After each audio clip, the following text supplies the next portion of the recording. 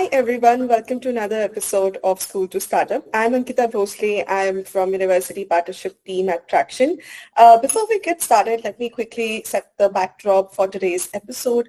For over a decade, Tracxn has powered global startup ecosystem as a leading private market intelligence platform, partnering with universities that inspire innovation and entrepreneurship.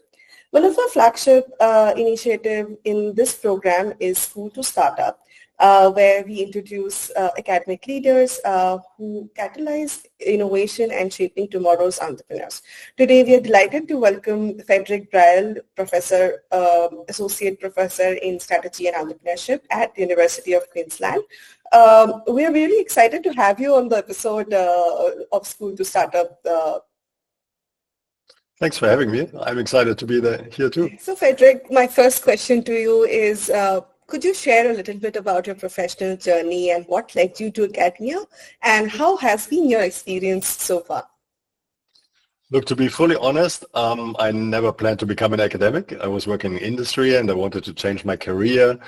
And basically I just saw a PhD as a stepping stone on the corporate ladder, or to basically give me some additional credentials. But once I started actually doing research, getting my hands dirty, I started really appreciating the intellectual flexibility it gave me, and that I could satisfy my curiosity, and also work with companies and help people who might not necessarily have the money to pay somebody to help them. Before I was a consultant, to give you some context. Yes, and then basically I started my PhD with a goal to afterwards either start my own company or go back to industry, but I never left academia, and am now working with companies from small startups to big organizations to help them with evidence-based insights to better pursue innovation or entrepreneurship. Oh, all right, that's an interesting journey. I think you never planned to start with academia, and somehow you managed to navigate your way through it. That's a really interesting journey. What are some of the most exciting projects or research initiatives you're currently working on, and what kind of impact do you hope to see or create with these initiatives? Look, the beauty about academia is that I can work on what excites me. So all my research projects excite me.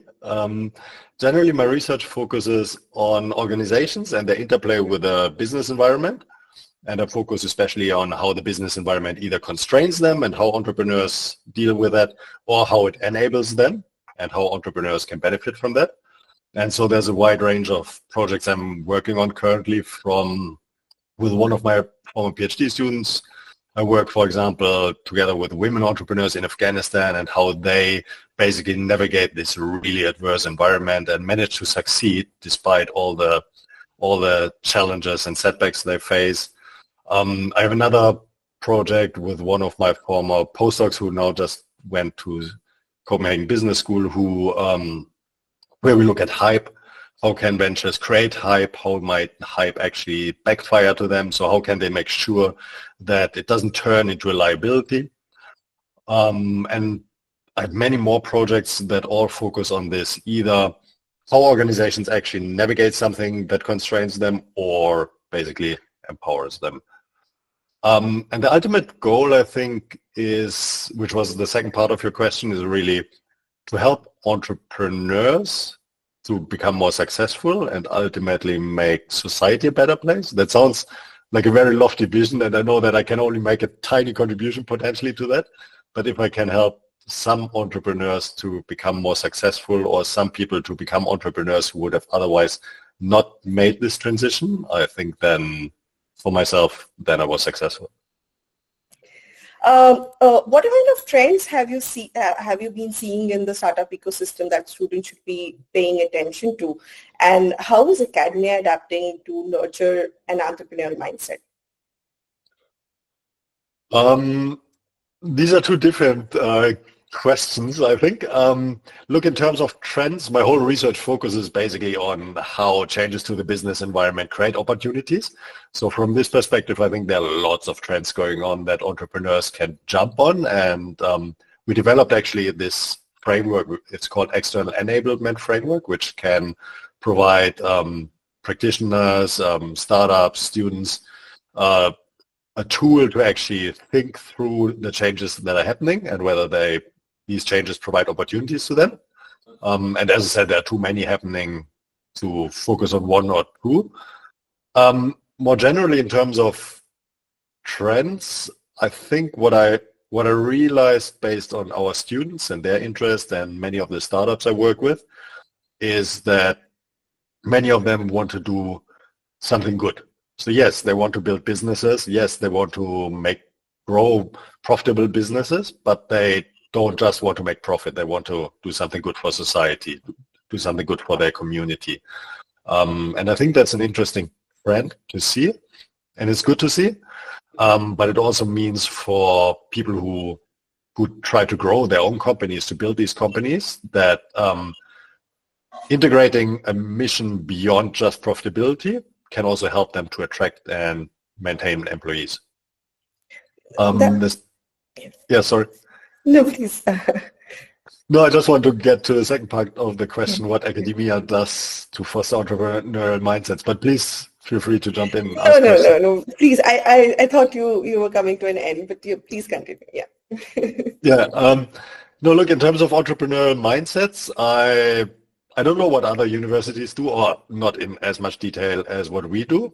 Here at UQ, entrepreneurship is really part of our strategy, and we try to infuse it in many programs, in many courses. And I'm also currently the program leader of the Master of Entrepreneurship and Innovation here. And it's a really nice program where we focus on equipping students with these entrepreneurial foundations. How can you think about innovation timing? How can you foster success chances? How do you actually lead entrepreneurial ventures? And then they basically can choose some complementary courses from across the university. So they can specialize in biotech. They could specialize in sustainable energy to basically get this combination of knowing how to run businesses, how to identify opportunities, how to develop agile products that customers want, while at the same time getting this technical expertise to actually pull it off and to understand industries. And then we also have here at UQ Ventures, which is basically an entire organization within the university that just focuses on providing all students who are interested with an entrepreneurial experience. And many of our Master of Entrepreneurship and Innovation students, for example, take advantage of that. There's a validate program where you can come and then you can validate your ideas, you get support, you have to conduct customer interviews, and they can progress throughout that. And at the end, the flagship program is basically our accelerator program, where they can get the structured program mentoring, which is more for late stage ideas or even startups that are already operational. Look, and I could go on and on. I think we have lots of courses, lots of different support. I think we are quite an entrepreneurial university and really trying to nurture the next generation of entrepreneurs. Yeah, that's really interesting, and it's also interesting to know that students are so aware and trying not just to chase profits, but are also trying to focus on bringing that social impact, which is great to know. And a university like yours, which is also trying to support them in these initiatives. So we would love to know if there are any student-led projects or any success stories that you would like to share. And my second question would be here is how do today's entrepreneurship courses contribute to such outcomes? So in terms of success stories, I wouldn't know a specific one to feature. We have lots of them. Many of our students are doing really great stuff, and I don't want to put one of them now in the spotlight. In terms of fostering outcomes, do you mean how we make sure that there are more entrepreneurial success stories?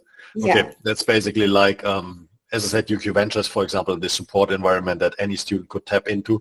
Even once you're an alumni, you can still participate in the accelerator program. Faculty is usually quite happy to mentor, to give students feedback. Within Bell, so I'm in the business school, and the business school is within the Faculty of Business, Economics and Law. We, for example, have it's called capstone course, so a course that concludes the student experience. which students can select, which is focused on developing entrepreneurial mindsets. It's quite a nice course. PBL 3000 always runs with an industry partner. The industry partner comes, presents a real challenge that they are currently facing. And then in an intensive sprint, like over 10 days, I, for example, teach them with concepts for how you think differently about problems, how you identify what's actually the issue, how can you address this issue, how can you tie it into the business model of the company. And so basically over 10 days, these students develop not only the entrepreneurial mindsets to identify and seize opportunities, but also learn how they can leverage their own skills in such settings, which nicely prepares them for job market or for their entrepreneurial journey, whatever they decide to do. That's really interesting.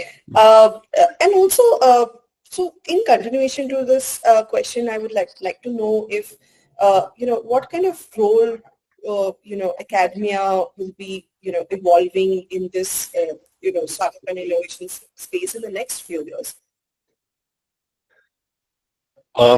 That's a very good question, and I don't have an answer to that. I think it will be an interesting few years with lots of transformation happening.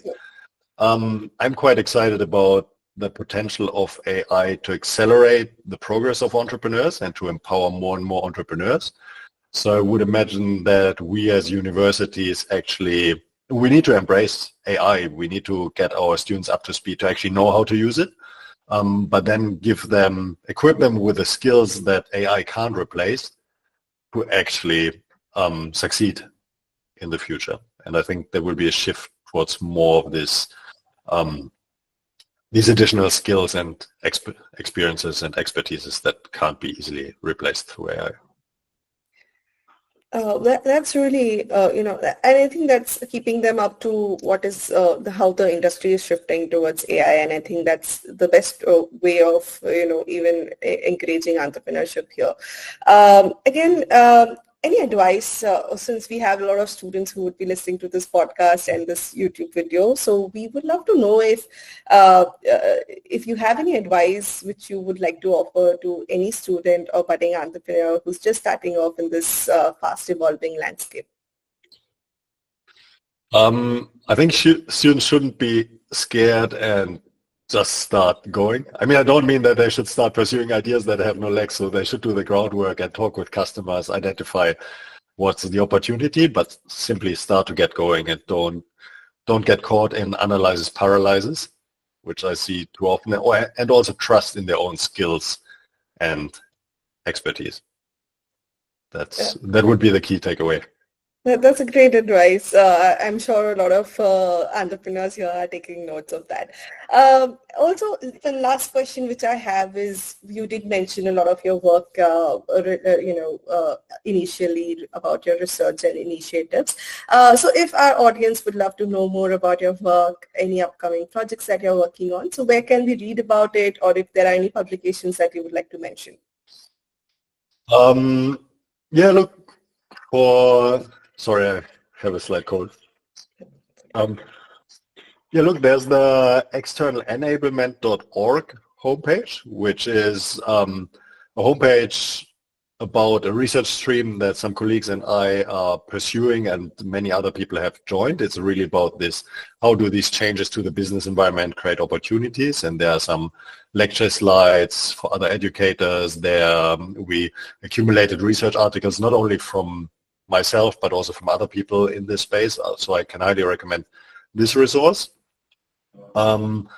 Otherwise, I think, I mean, if you ask me what research article I would like to point out, it's typically the newest one, the latest publication. And in my case, that would be an article which can be found on Google Scholar. It's about how societal crises such as COVID, the Great Recession, the Tohoku earthquake, basically enable some companies to achieve extreme growth. So while the majority of companies, businesses, people unfortunately suffers, some companies benefit disproportionately, and in this article we basically theorize about how and why this happens. Thank you so much, and thanks for your response, Frederick. This brings us to the end of this episode, and we sincerely thank you for sharing your time and wisdom with us, irrespective of your health. And we're really grateful for that. And we thank all the lovely viewers and hope this episode has given them a new hope and inspiration to become a successful entrepreneur. Stay tuned for more such episodes. Thanks for having it.